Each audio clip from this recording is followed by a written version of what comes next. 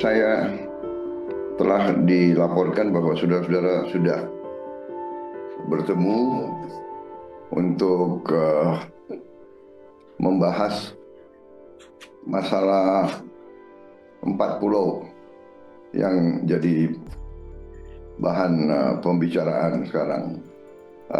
Silakan, mungkin ada yang mau sampaikan ke saya. Silakan. Baik Pak, terima kasih.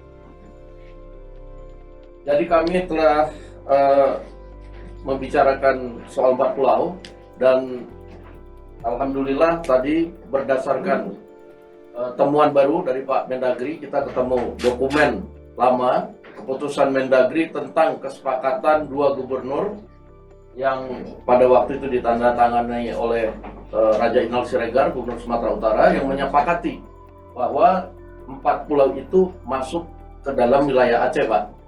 Nah, sehingga berdasarkan temuan dari bukti otentik yang didapat, kita tadi sudah bersepakat bahwa sebentar di hadapan Pak Presiden, 2 gubernur akan menandatangani pembaruan kesepakatan tentang 4 pulau yang masuk ke wilayah Aceh, dan setelah ini kita akan terangkan kepada masyarakat melalui media runut-runutan tentang bagaimana terjadi sengketa dan bagaimana akhir penyelesaiannya. Demikian dilaporkan, Pak. Baik, terima kasih. Saya kira demikian ya.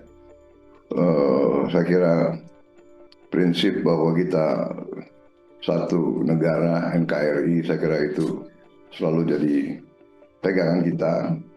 Tapi alhamdulillah kalau memang dengan cepat sudah ada pemahaman bersama, penyelesaian, saya kira baik sekali. Jadi segera saja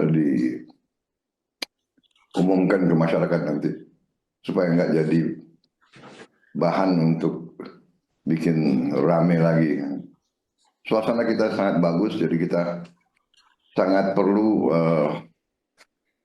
suatu penerangan terus ke rakyat. Ya, kondisi kita baik, kondisi ekonomi kita baik, pertumbuhan kita baik, produksi pertanian kita baik.